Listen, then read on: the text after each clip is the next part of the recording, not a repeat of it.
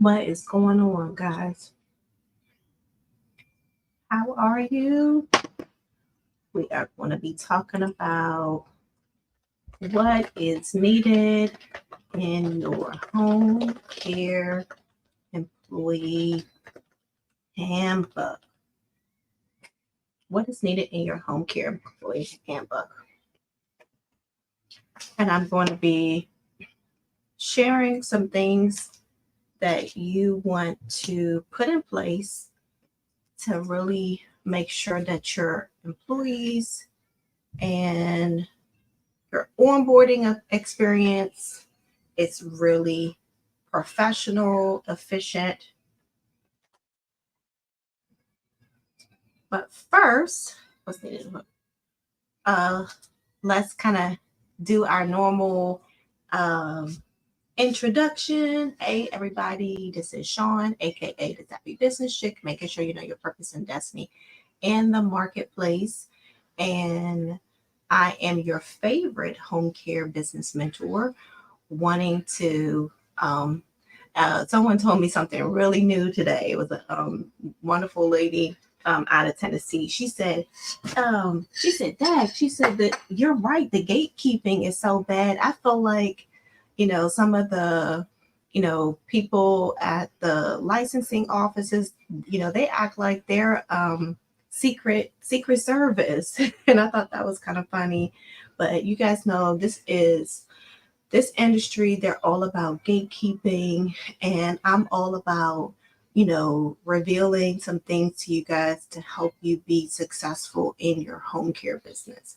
And today we were supposed to have a live training on how to use AI to streamline and grow your business, but we sent out an email that said our guest speaker, who actually works for Copilot, had to reschedule, but we're going to have him back in September, and it's going to be right before our our September um, home care startup boot camp starts. So it's going to be just in time. God doesn't make any mistakes. But again, my name is Sean, aka the Savvy Business Chick, making sure you know your purpose and destiny in the marketplace. And back in 2006, I started a successful home care business and grew it to 7 figures in revenue, of course, over the course of 13, 16, 18 years. That generated more, I would say maybe about 65 million in total over the course of like 13 plus years. And now I'm here as your favorite home care mentor, just sharing things. And someone told me the other day, Sean, I like how you take your time and share things and you provide detail. Well, one of the reasons why I do that is because there's some fast talkers on here. There's some fast talkers on here. And if I don't break it down slowly, you may not catch what I got to say. So today we're going to talk about your employee handbook, and let me know if by giving me the number one if you are an aspiring home care CEO. If you are an aspiring home care CEO, that usually means that you have started a home care, or sorry, you're looking to start a home care business, but you have not gone through the application process. And so you would put number one there, and also let me know where you're watching from. If you are an emerging or an existing home care CEO, that means you passed the licensing process, you are licensed, and you're licensed, and you're looking to grow your business, to improve your operations. And what we're going to be talking about will really be beneficial to both groups, but of course to one and more in particularly. And just so you know, hey, if I look down here, I'm looking at TikTok, I'm looking up here, I'm looking at my crew on YouTube. So, hey, Indiana, thank you so much. So again, before I get started, like I said, just a little bit of housekeeping. I do go live, and the best way for you to catch me live is to turn on notifications and or to be on my email list. I will let you guys know, hey, I'm going to be going live tonight, and then you can catch me. You can kind of get a heads up. We're also going to be setting up either a WhatsApp or Telegram group. We have one for my previous home care startup boot camp. It was actually their idea where we kind of have like a community and share information. Hey, thank you, Lock Genius, for liking the live. Appreciate that. Share information, and they build their own network.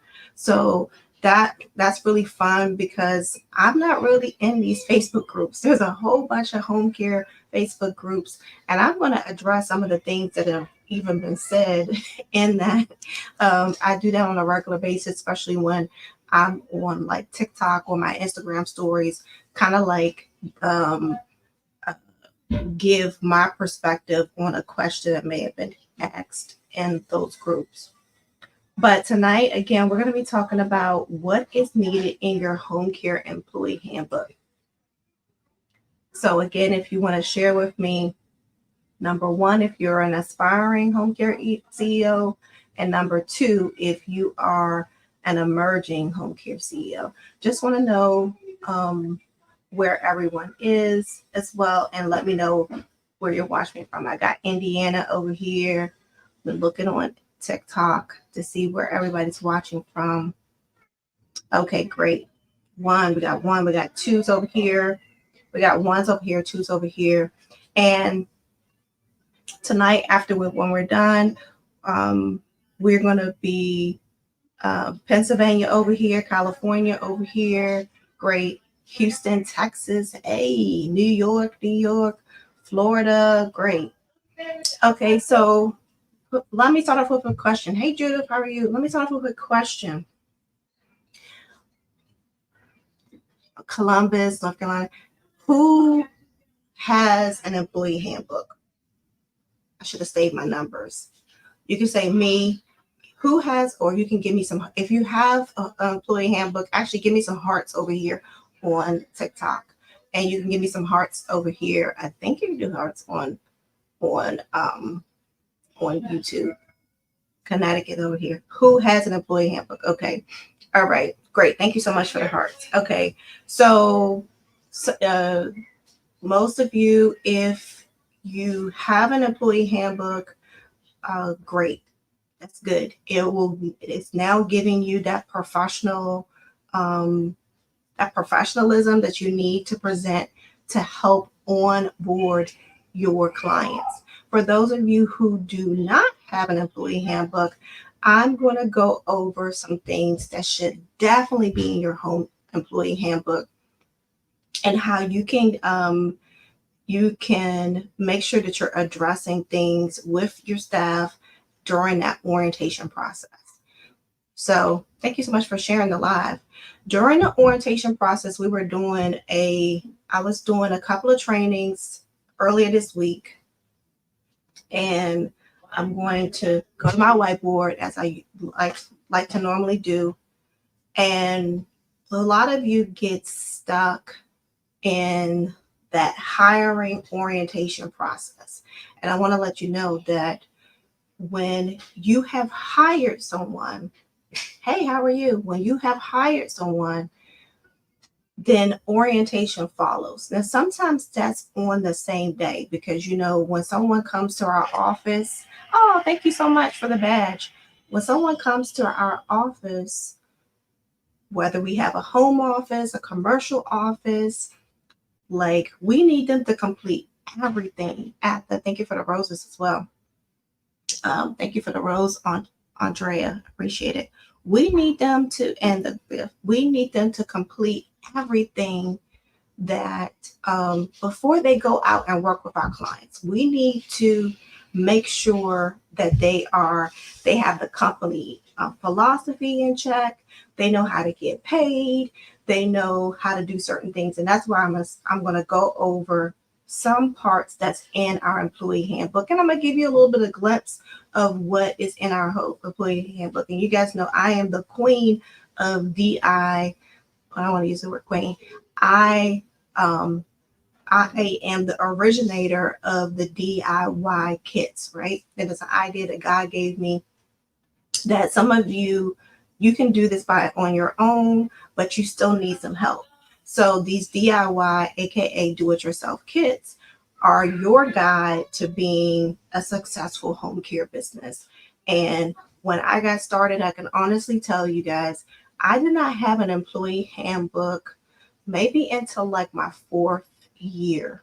I did put some things together. I had a personnel chart. Of course, we all have a personnel chart. Most of us, that's a part of our review process. We got to show, what forms our staff will sign, during orientation, or we have to either talk about it in our policies and procedures. We know we're supposed to have a personnel chart, and we know we're supposed to have an employee handbook, but I don't want you guys to focus so much on the handbook as much as I want you to focus on what you need to cover before that new person, that applicant that is now one of your employees, field staff, goes out and works with one of your clients. And that is really the purpose of the handbook. If we were working at Apple, if we were working at the AT&T store, if we were working at Publix, if we were working at Disney, everybody, all of these big established corporations, they have employee handbooks. But what sets them different is which usually includes something that has to do with the philosophy of the company. And this is what makes our employee handbook a little bit different, and why yours should really mention some of these things. So let me just actually break it down. Listen, I'm going to use my infamous whiteboard. And then if you're on,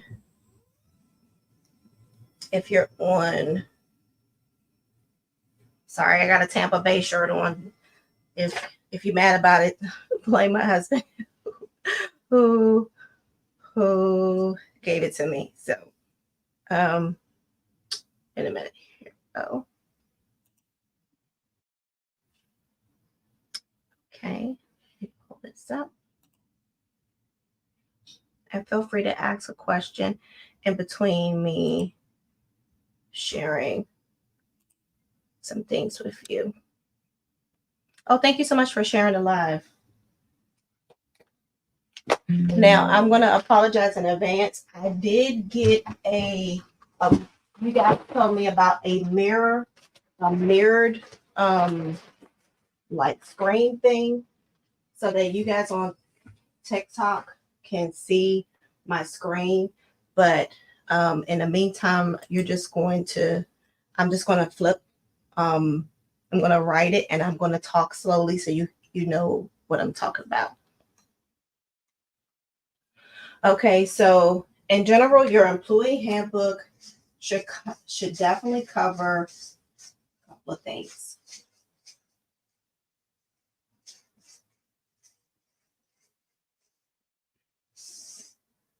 And this, if you are an existing agency, consider this to be like an administrator, an agency administrator in service, right? You want to make sure that and if you are a new home care business owner, if you're a new home care business owner, aspiring, just know that you're going to need some of these things to be in place operationally. Okay, so usually you're starting off with the company history. But guys, that is so boring. So what I prefer is company philosophy.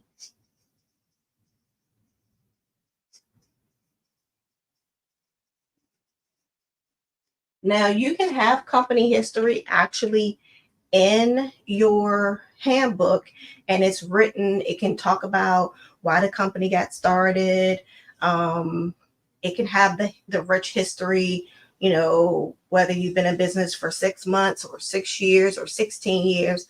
But really, when you are talking to your staff, whether you're going to do this in person as a presentation, or you eventually make it some kind of like pre-recorded um, discussion or blurb, you want to make this part fun. And this essentially sets the tone.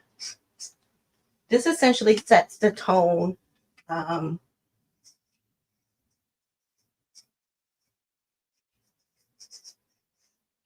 of your business, our company philosophy.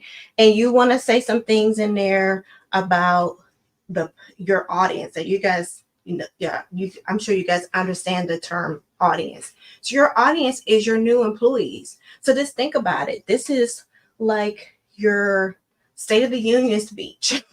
This is you as a CEO, as a president, kind of saying, welcome to my company. Like, I saw you as a part of my vision. And when I started this company, and even though you have that boring part that you can read on your own about the company history, really you want to share the company philosophy. Our philosophy is boom, boom, boom. It should be really um it should be short and sweet.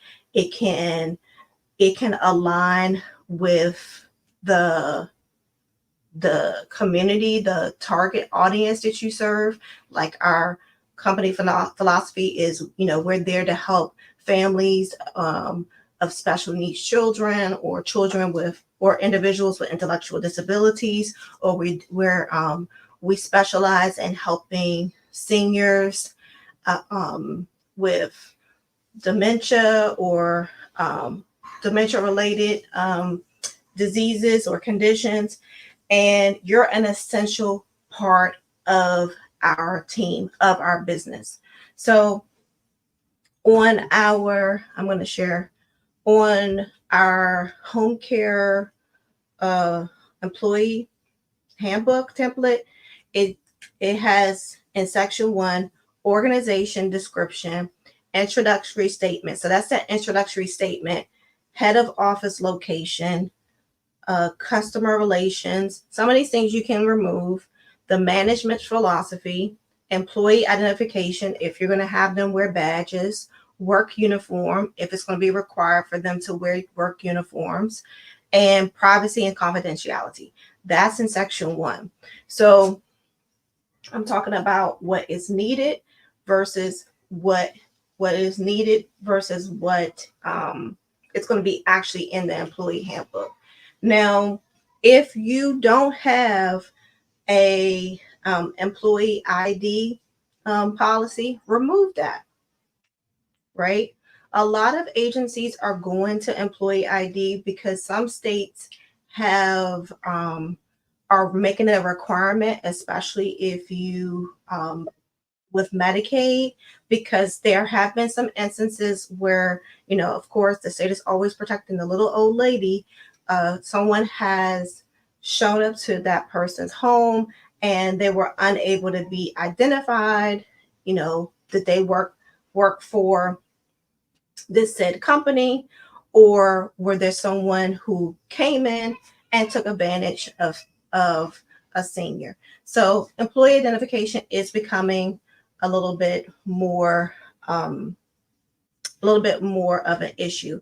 Privacy and confidentiality, that is usually one of the next things that I go over as uh, as a marker of things that you need to address during your onboarding spill.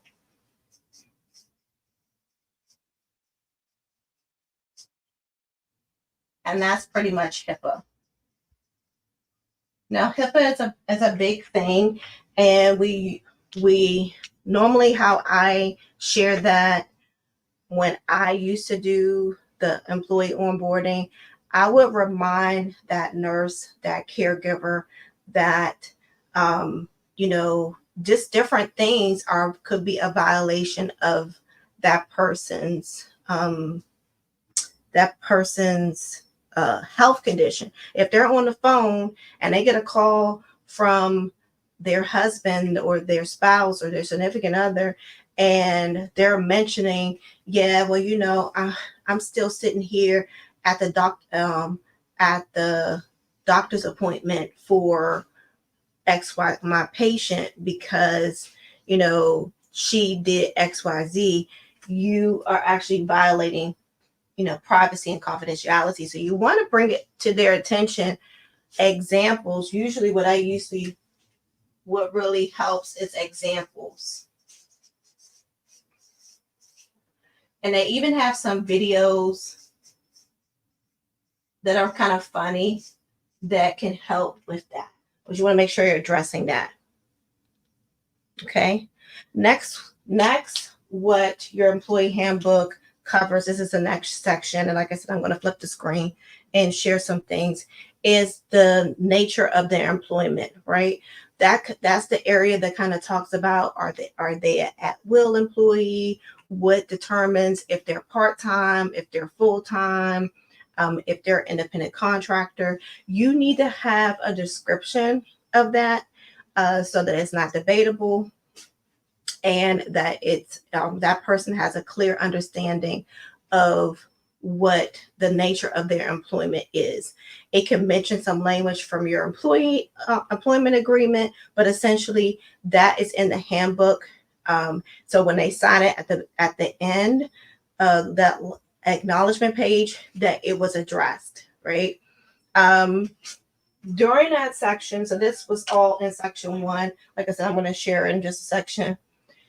Here's the most important part of that section.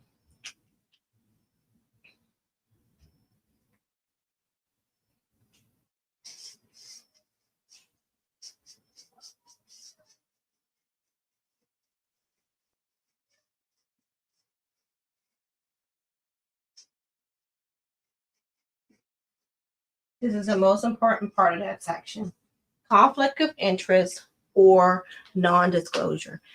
You'll be surprised that I've talked to several people who had their policies done by, name brand consultants or agencies, and that non-disclosure agreement was nowhere in their handbook, or they didn't have a handbook.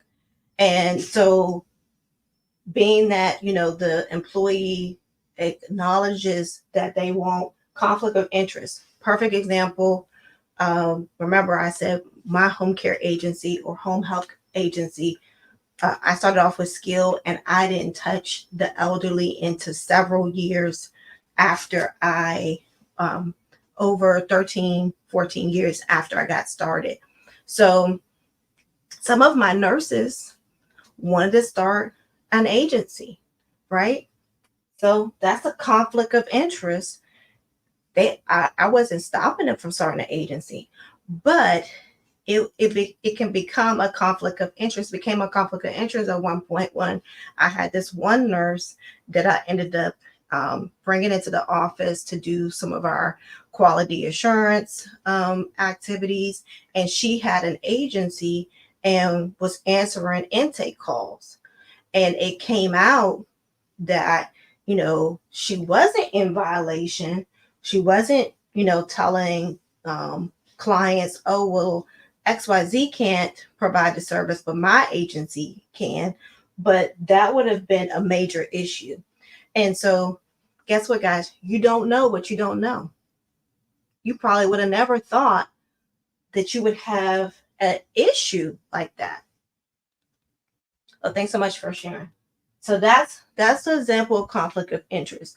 And so how you can address that, like how I address, if you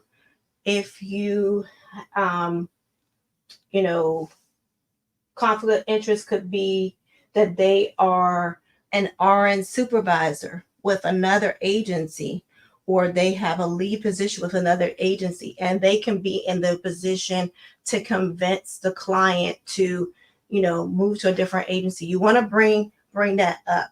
And some of these hard topics you definitely want to bring up and just remind them that, we would not prevent you from having additional or outside employment, but we do have a non-disclosure agreement. So should that client that you're working with leave, then according to our non-disclosure agreement, you would not be able to work for them for 180 days or 365 days, whatever is included in your non-disclosure agreement. And I'll show you what that looks like. Thank you so much for the hearts. So there are a lot of different policies in between there, because if you guys seen employee handbooks, that's how they go. But these are the key factors. Employee conflict of interest and disclosures. Next section covers, again, employment status and access. It covers employment categories again, like salary versus non-salary, access to the personnel file if that employee wants copies of their records, employee documents on file, competency skill tests, employee training, performance evaluations, employee performance reevaluations, and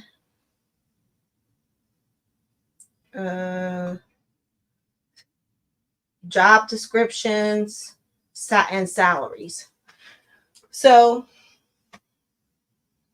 for this section, the most important, the key factors here are going to be employee training.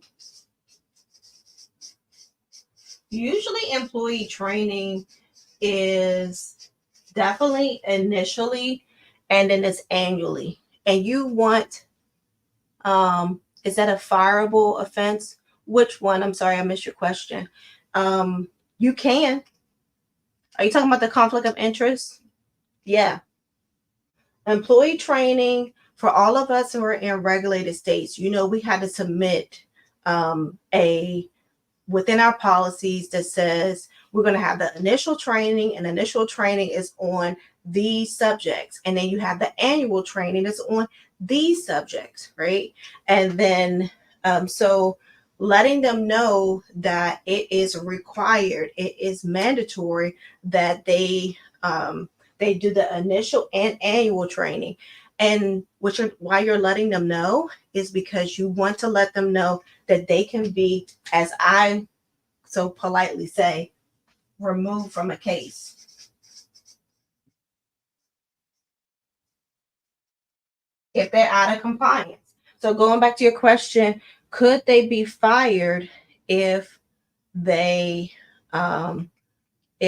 convince the client to move to a different agency? Usually they would go with the client, and these people can be so slick.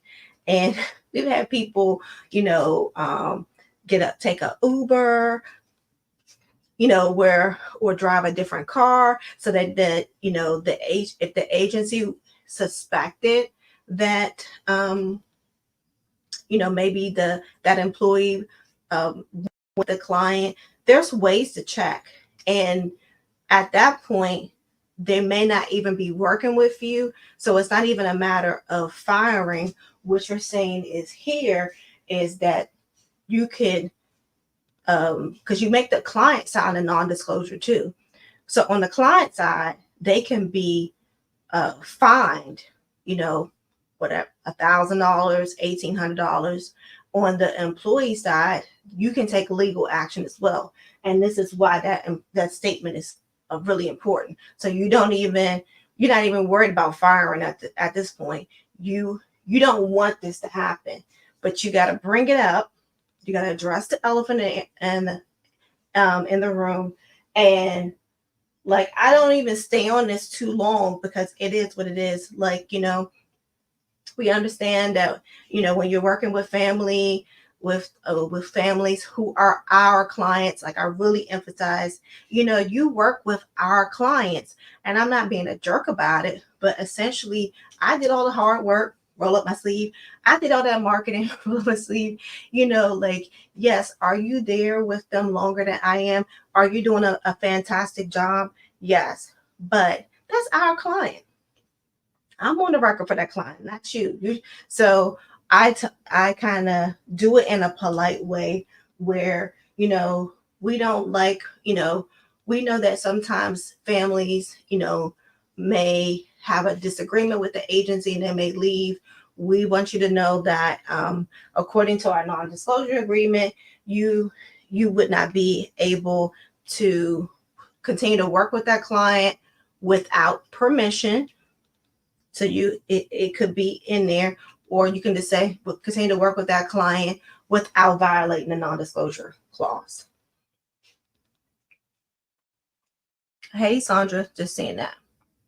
Okay. Okay. So, and these are sections, but I'm just pulling out one or two things from each section that you should make in your discussion.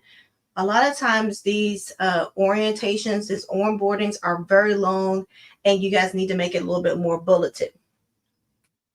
So this was in section, oops, I'll just say A. This is B. This is C. The next one is employee benefits. Now, honestly, when we all started off, even me, when we all started off, a benefit, what? A benefit? A benefit? Your benefit is you're getting paid every week, right? Your benefit is you're getting paid every week. But this section, remember, this section can be modified. This section can be modified. And it is covering employee benefits, vacation pay. Guys, I did not pay vacation pay for a long time, right? So don't feel, remember, I always tell you guys, act your age, right? Not the age of the home care agency you're admiring.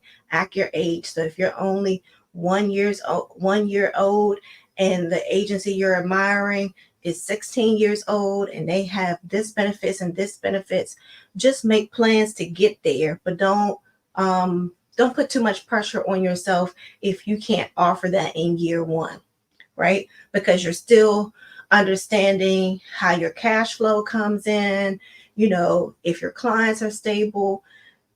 Believe me, if you have a good company and you're paying your workers on time and they have a decent pay, they'll stay with you even though you're not offering them a lot of benefits.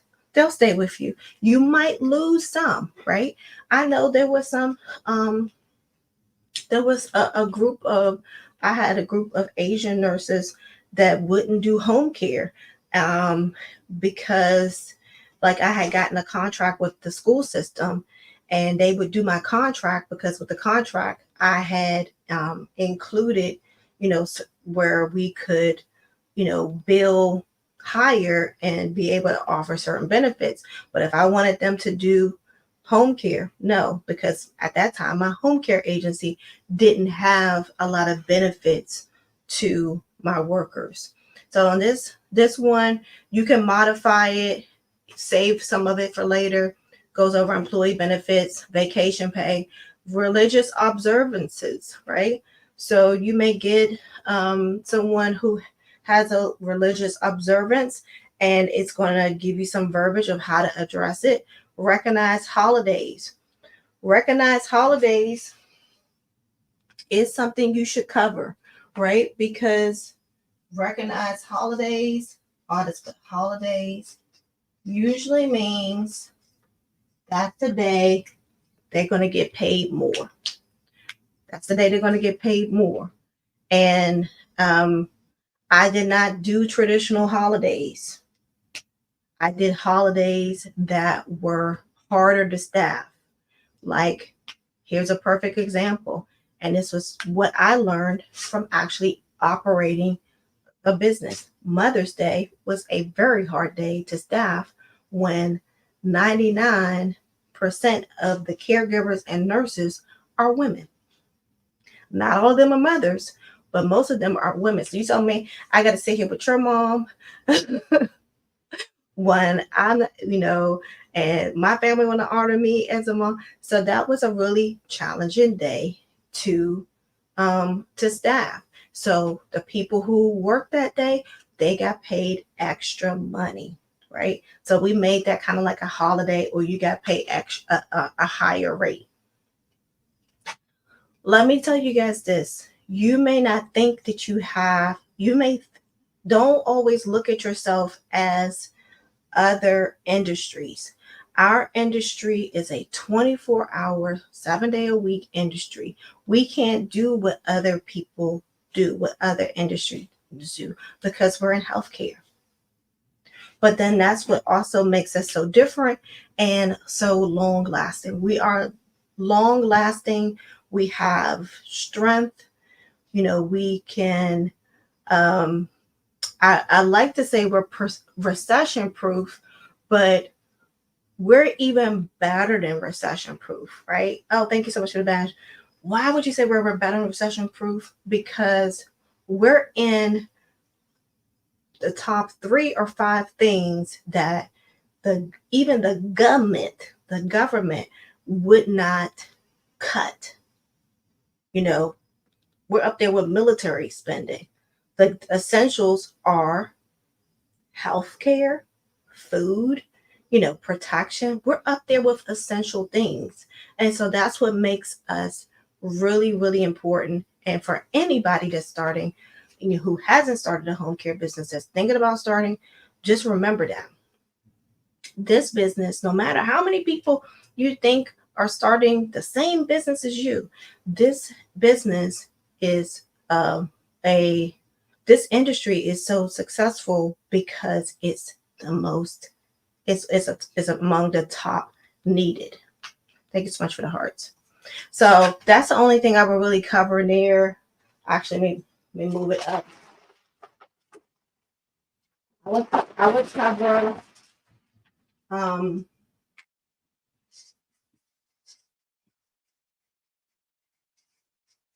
I would cover things like um bereavement leave. Make sure I'm spelling this right. I always get it. These are things you can do even if you're not a big agency and you want to have these things in place. Holidays that your agency acknowledges and will pay extra for. And eventually you can do maternity leave and health insurance. I'm just mentioning a few. Now there's other things on here that you guys can use if you were to get this kit. It's employee benefits, vacation pay, religious observance, recognized holidays, workers' comp insurance or workers' insurance, bereavement leave, educational assistance programs, professional development, health insurance, life insurance, long-term disability, maternity leave. Only reason why I mention this is because this is what comes up realistically. So here I'm talking to you as a home care administrator. One of your workers, one of their family members are going to pass, or close friends, something like that. What are you going to do about it? Right? You still could be a small agency, but you need guidance on what to do about it. How am I going to, am I going to pay them or am I not going to pay them? It'll give you some guidance. Holidays, you definitely need to set your holidays. Like I said, that affects not only your billing, but it's going to affect your staffing and what you're going to pay out more for those days and those shifts. Maternity leave, again, just with the same with bereavement, you're going to have a staff who may be pregnant. Guess what?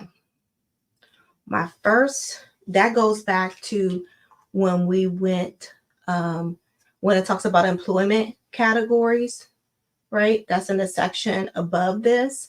employment categories, it will give you some guidance on how to address that. Because if you have a category that's like non-exempt or something like that, then that means, hey, I can keep your job available, but that don't mean I got to pay you for 3 months. Now, hey guys, I'm not being mean. I'm just saying my agency's so new. Even if I wanted to pay you, I can't, but I can keep your job available. So again, you need to be thinking of these things. I know you guys thinking about starting your business, marketing, clients, but these are real things that happen when you are running your business, and you got to address it with your staff during the onboarding process.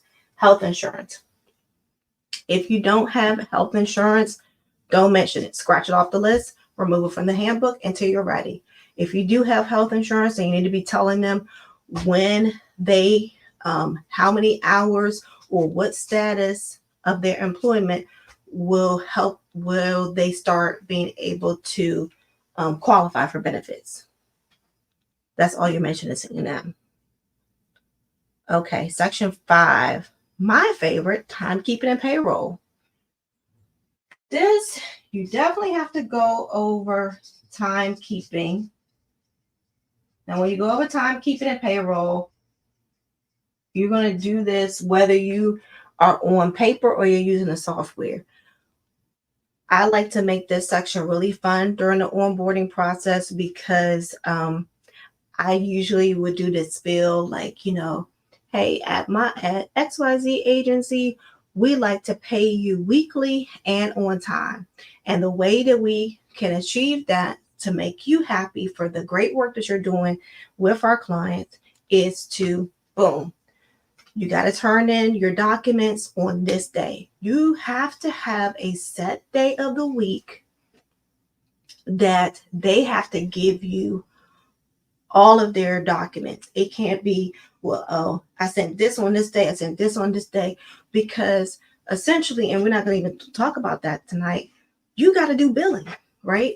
And I was talking to one of my mentees earlier, like you have to literally review like the schedule, the timesheet, the aid note to make sure they match. And I was giving her an example how sometimes when things don't match and you try to do, thank you for the hearts, try to do some billing, you can get your cash flow messed up, because then, especially when it comes to like Medicaid, they'll be like, no, when I did the EBV, that's not the time that we received. So we're going to just reject this whole invoice. So you need to go over timekeeping. What is your agency's method for timekeeping? And it's very simple. Hey, this is how you check in. This is how you check out. Even in that timekeeping spiel, and like I said, it gives you the verbiage to use. All you have to do is if it's you have to turn it in every Tuesday, you're just writing Tuesday. If you have to turn it in every Friday, you're just writing Friday.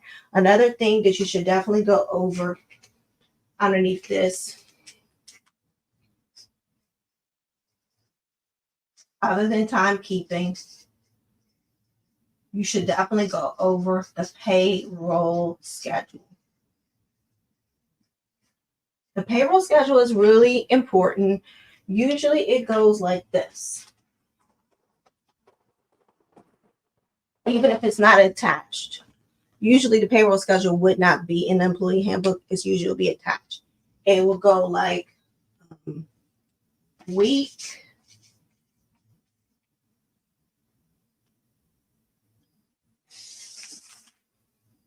submission,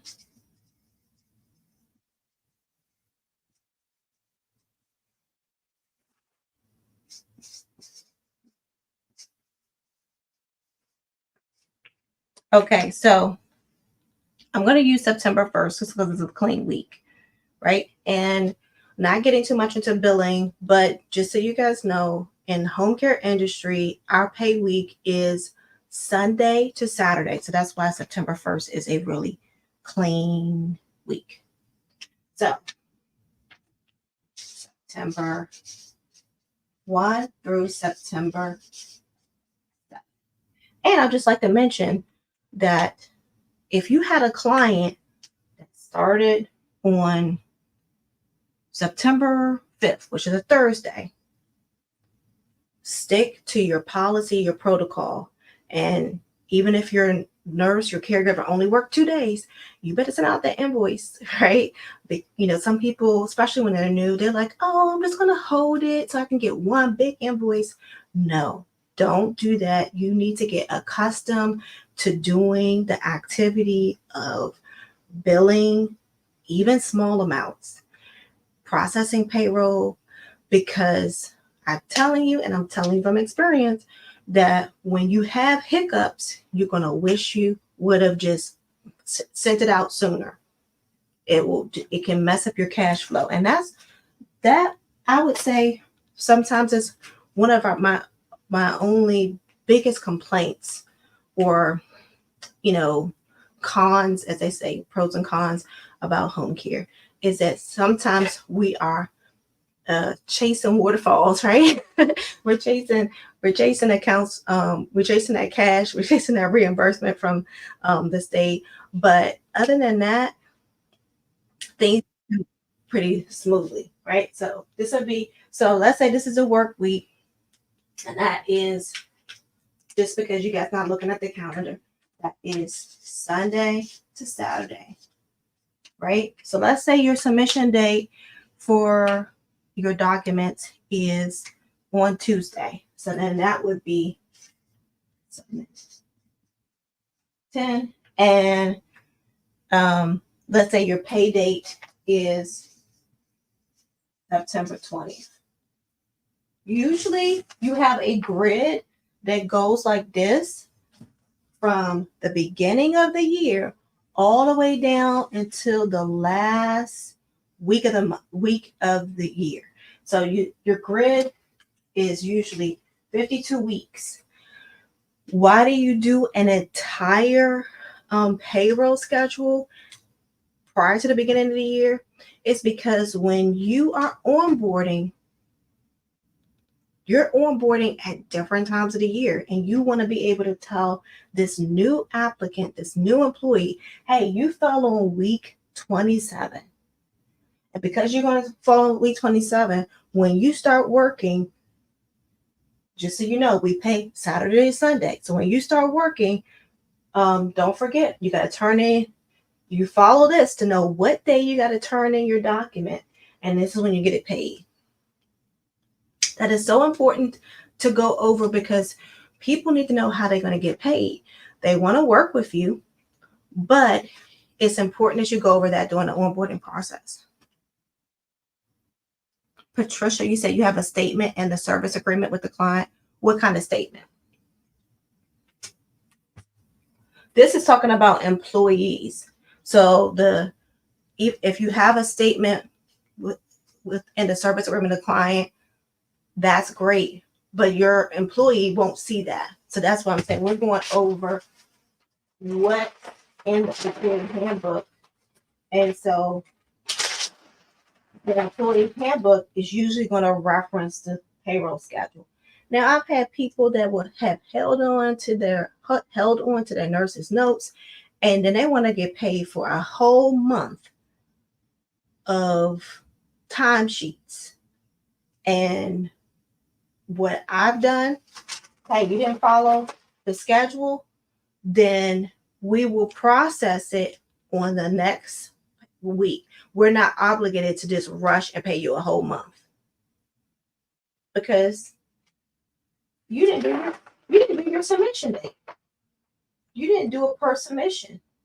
It was due on this date. It wasn't due on this date. But again, that gives you the verbiage for that.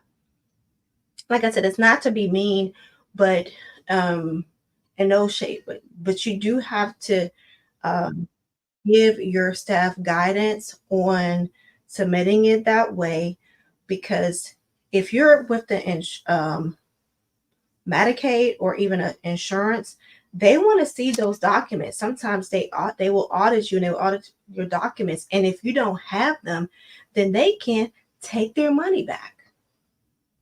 So that's why you don't want to just bill off of, well, I know they worked. You want to actually see those documents so that you can verify that they billed, because you could get audited and then they can say, well, when did they, when did they complete this? No, it's not in the chart. Somebody said hello. Hi. All right. Okay. Next section, if we're going to be able to get through all of them, and I'm just going to do this last one and I'm going to share work conditions and hours. This is I'm going to put it over here. Work conditions and hours. And now, if I'm mentioning some areas of the employee handbook that you guys don't have, can you let me know by giving me some hearts? Or if I'm bringing light to some areas that you haven't thought about, can you give me some hearts, please? Work condition. You want to let them know how your agency does the work schedule. That is really important. If you use a software, that they need to check their schedule, make sure, even if last month you were supposed to work 8 to 6, well, this month you're working 8:30 to 6:30. How you do overtime. You need to let them know if overtime needs to be approved. That's covered in there. Absence and no show. That's covered. You need to address that during the onboarding process. It also talks about what if the client is not home to receive services. And our caregivers, our nurses hate that. I went all the way to the client's home and they're not there. So do you pay them for part of the shift? What is your agency's policy for them getting canceled? We had this one mom that we had to just tell her, okay, our nurses have a call out policy of 4-6 hours. If you don't want your nurse, we need a call out policy from you too. Because on a couple occasions, and it was a night shift too, she had our nurse, and you guys know I started out with only nurses, go all the way to the client's home, and she said, yeah, I'm good, I don't need y'all today. Like, what? And so we end up having to come up with, and I'm telling you, God will just help you, because you will problem solve on the go. We had to come up with giving that nurse either 2 or 4 hours inconvenience pay. Now, inconvenience pay comes from the company, not from the client, because do you guys know any shift that your worker does not work, you can't bill? Whether that's Medicaid or private pay, you can't bill. So we want them to work. Your worker wants to work. She don't get paid. He don't get paid. The agency don't get paid. So we want them to be working. So that was an expense and a lesson until we basically, not in a mean way to say, hey, mom, yeah, we understand that, if you're getting stronger with taking care of, but we want to make sure that we do keep some reliable caregivers. So is it possible that we can utilize the same call out policy that our nurses have? Oh, what's that? Boom, boom, boom. Okay. And then it was fixed. It was fixed. Right? Hey, Brandon. Okay. So that client not home to receive services, look at that on the employee handbook and look at the language and just know that's a useful protocol. Emergency closures, workplace monitoring, security inspection, some of those things you may not need. Employee conduct and disciplinary action. Okay, hey. Hi, her millionaire mindset. Okay, we can definitely help you. Employee conduct and disciplinary action. I'm going to go over this section. And there were two. I'm at section 7, and it's 8, 9, 10, 12 sections. Actually, more. Let me just show you guys some of the things that's up here, and then I'll take questions. I don't want to keep you long. I'm going to actually share my screen and let you see what some of these look like, even for you on TikTok. But if you have any questions, I want to get to so you can see what it looks like. Is this helping anybody? Hey, thank you for being new to my live. Okay, here's one we were just talking about. Okay, if it's helping you, what is it helping you with? I'm going to share it just so you can see. Sorry for you guys on my TikTok. Okay, this was the part that wait a minute, where is it? Sorry, Sean. Trying to go to where was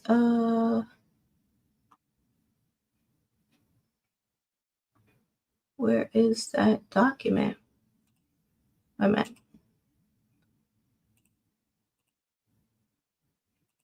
One moment. Where's Microsoft Word? Where is Microsoft Word?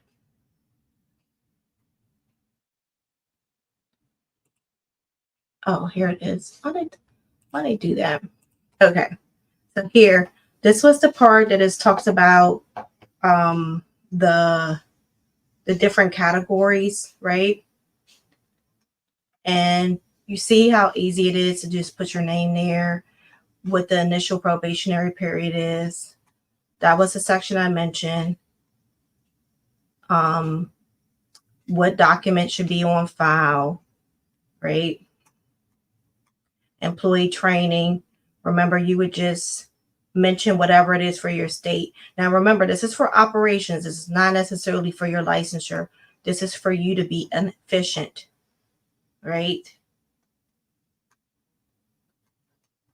And remember, if you don't have benefits at the time, you can remove some of these sections and change it. What holidays you recognize,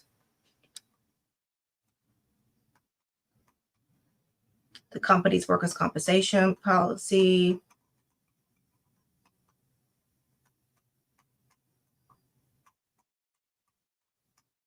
timekeeping, we're talking about that. All employees are paid. How frequent? Are they paid weekly, bi-weekly, on what day of the week? So it's giving the language. All you have to do is fill it out. If you did travel reimbursement, if you provide mileage, that's there.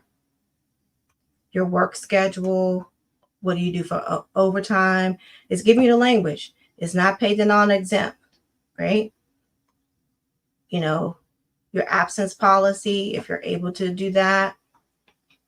When a client is not home for a scheduled shift and has not provided at least, remember, you would have to say how many hours. Notice to the agency, the employee will be paid for the 4 hours of the shift, or you can say, 2 hours of the shift, right? So it's giving you the verbiage there.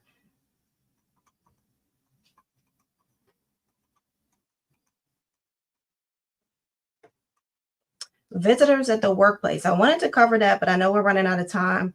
Visitors at the workplace, guys, this is a real issue where sometimes, employees will have visitors at the client's home because maybe the client is bedbound and they don't get caught until maybe a family member or a supervisor comes by. So you can address it in your employee handbook. Attendance and punctuality, you can cover that. What is expected from your company, personal appearance, sleeping at work, cell phone use, no smoking and vaping. This is a pretty up-to-date policy. Drug an alcohol policy, cannabis use, return of property to the client, employee-client boundaries, workplace safety, transferring clients and transporting client in vehicle, what to do in a severe weather storm. That's an actual policy for us in regulated states, but it's included in the employee handbook. Why? Because these things are factors for us in the home care industry, right? Infection prevention, aging and infection. You can even use some of these as a training guide, right? Talking about that hand hygiene, disinfecting of areas. So we cover all of that. Let's see, client care reporting, what to report in your chart, elder abuse reporting, giving you definitions, employee discipline, problem solution, why you would terminate, if they resign, and then this is the acknowledgement of receipt. Okay, so let me stop sharing my screen here and here. Okay. Oh, hey, Brandon, it's been a while. You're looking for the purchasing a DIY kit? Oh, you're welcome. So the DIY kit, this has been in the works for a while. And I've been meaning to. Sorry, you guys know I had surgery like almost 2 weeks ago tomorrow, and I still have pain right here. So sorry. It was just really bothering me. Right in my rib cage. Such a weird feeling. So it's just like it's a total of 57 pages. Do you need to have all 57 pages? No, not initially, depending on your age. Remember, I'm saying accurate age.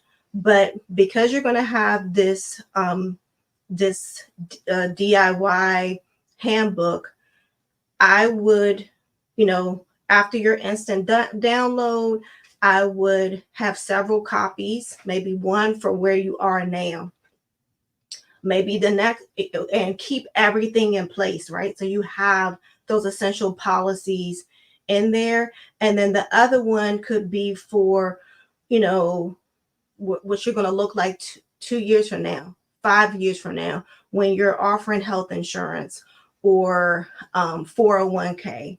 So that's just my suggestion of how I would use that. Next up, we're going to be having a client handbook. We're finishing up that.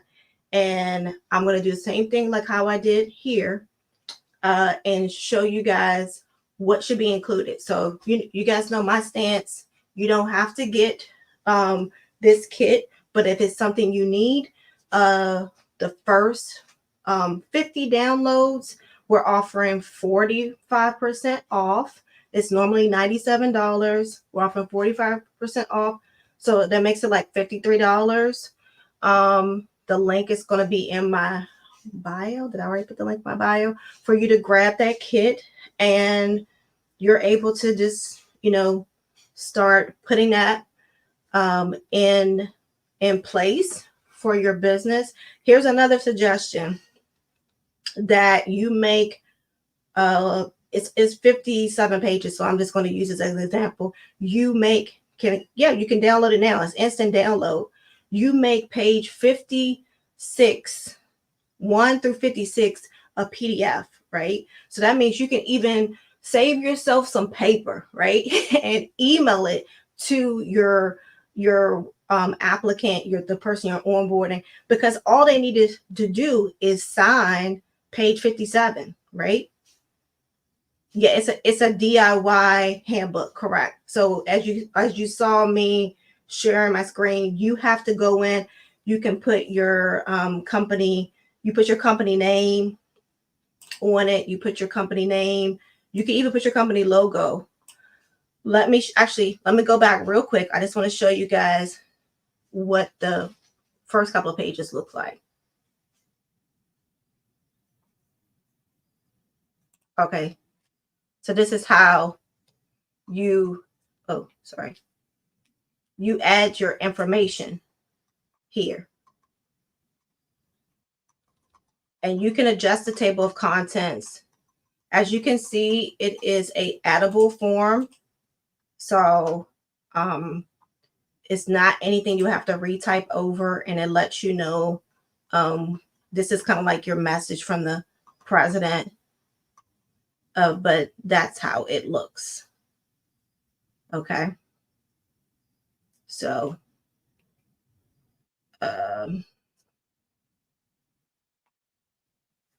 and I have been working on this, but I had taken several different employee handbooks and was trying to find like the right fit of information, and that's why it's so long, so please forgive me. But again, like I said, you can edit to your desire, but these are things that we really want our field staff to reference. And then for you operationally as an agency administrator, let's say you don't have a HR department, you can use this to properly address some of the situations that you may encounter with your staff.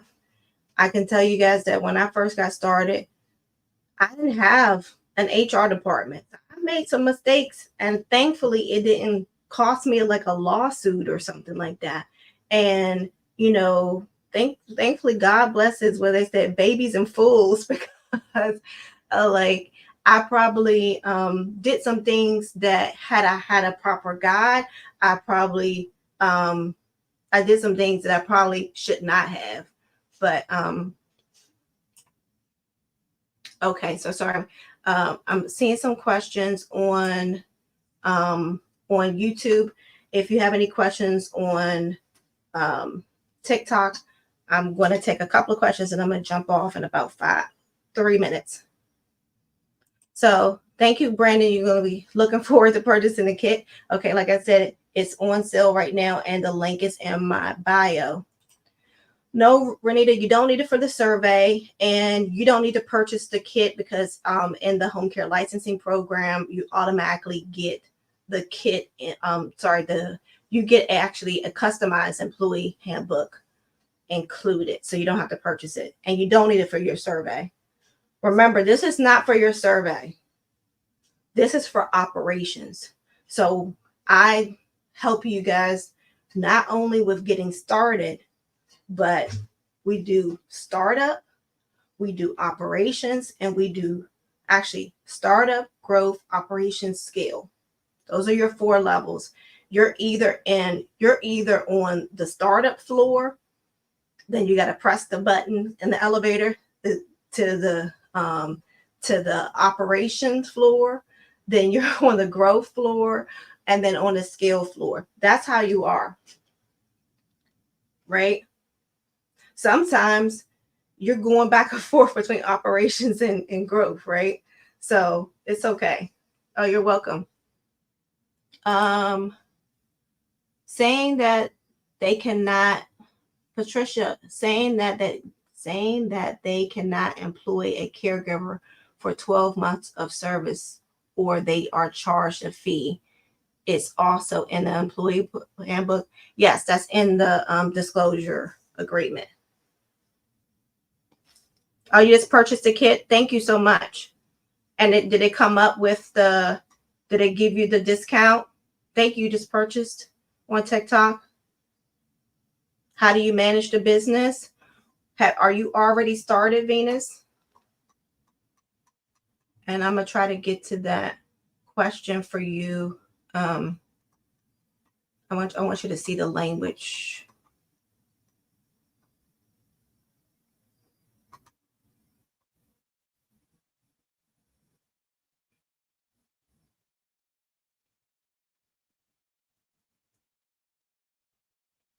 I'm going to answer your question real quick. I'm going to let you see the language real quick for everybody. Hold on. Okay. It says here, employees of your company are not permitted to work privately with any of their current or past customers. Furthermore, employees are not permitted to work privately with any of their current or past customers after leaving or being terminated for a certain period of time. So you determine at the time. I've seen 180 days or 365 days. Those are the two times I've seen. You guys see that? So that's the language of that's it, for you to just easily customize.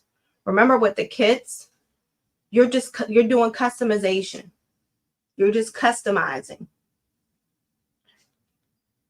So it helps you to not have to figure things out with your with how to share it when you're doing your onboarding presentation or just in your employee handbook in general.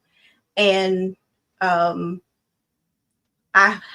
to this, one of the reasons why I did this is I had so many people that said that they bought employee handbooks from two places, ADP or Fiverr. And do I believe they got a decent employee handbook? Yes, in a sense. That I'm sure those employee handbooks covered the main things like equal opportunity, not equal opportunity, the EEOC, the sexual harassment. I'm sure they covered a lot of basic employment law items, overtime compensation. But this one, as you can see, as I wanted to go over and explain, is specific for home care. Am I telling you have to get this? No. All I'm saying is that these are the things you need to include in your onboarding process. Now you can watch this video over and over again and go look at what you have and fine tune it.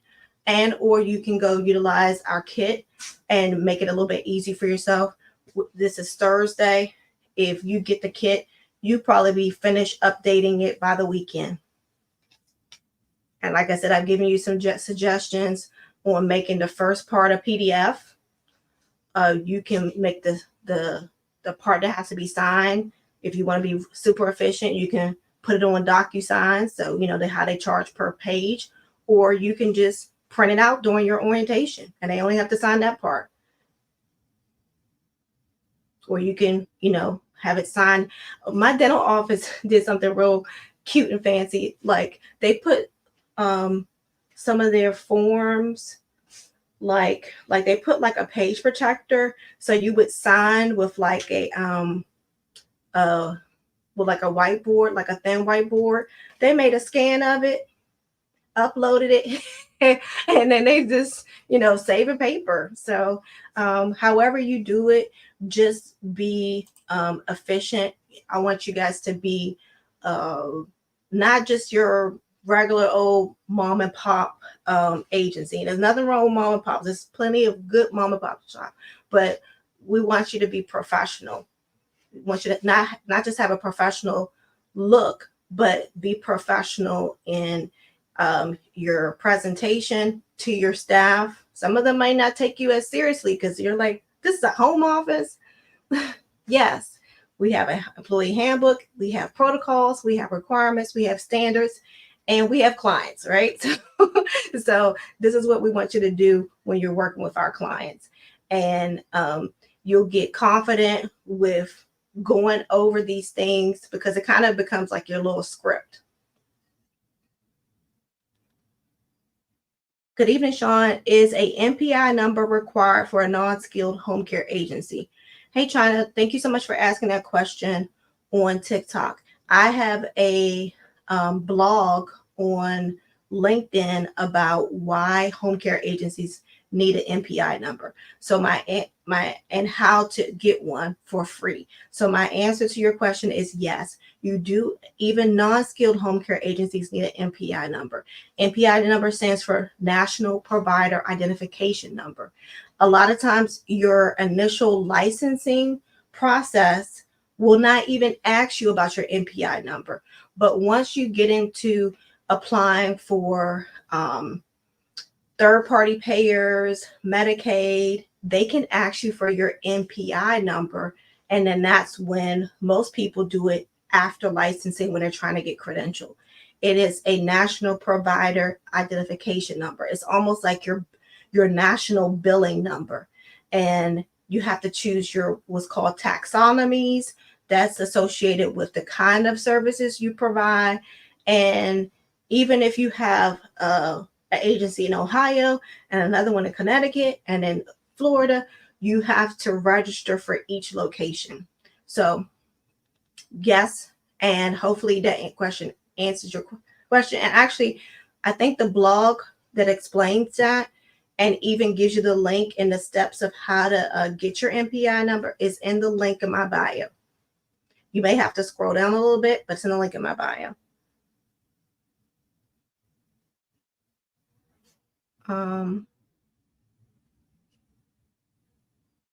Hey, Alexandria. Yes, I hope to talk to you soon too. Thank you so much. Yep, you got a community that was trying to help you, China doll. Hey, Venus, you're saying you're getting it together as we speak. This was helpful. Okay, I'm glad this was helpful. Can you run this business from your home in Atlanta, Georgia? Yes.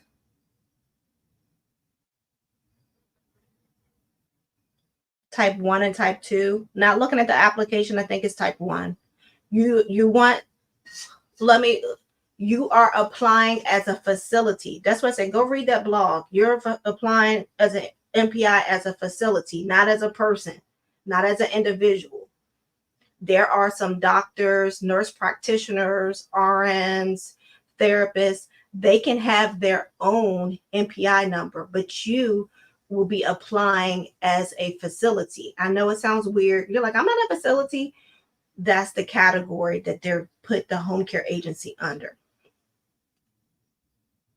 Yes, I'm familiar with Pennsylvania and Florida, and we have a how to start a home care business in Pennsylvania on my YouTube channel. If you want to go on over to Savvy Business Chick YouTube channel. I haven't done Florida yet, but I have done a home health agency, which was a pretty hard license. That was like pretty crazy. The home health agency, non-medical, and the homemaker companion in Florida. And you're interested. Thank you. Thank you so much, guys. I'm going to be getting off here. I didn't mean to make it this long, but you guys do know I like to be detailed because this is a tight-lipped industry. And if I didn't tell you, who's going to tell you?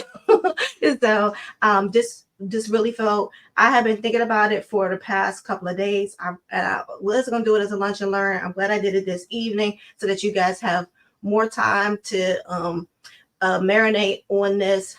I think I'm going to leave this up for, I think I'll leave it up for a little bit just so some other people can watch it. And then I'm going to put it into my mentorship portal. But remember our 2 announcements. If you're interested in that DIY employee handbook, just click the link in my bio. And we do have a home care startup boot camp that's starting on September, I think the 16th. And that link is in my bio too. If you are, hey, Akeisha, you can go on over to my YouTube channel to see the replay if you missed it on TikTok. That's starting in September for most regulated states, non-skilled and skilled. And if you want more information on that, click the link to jump on a call with me or click the link to get registered. And I will see you on the next live. Bye and blessings to you guys. Peace.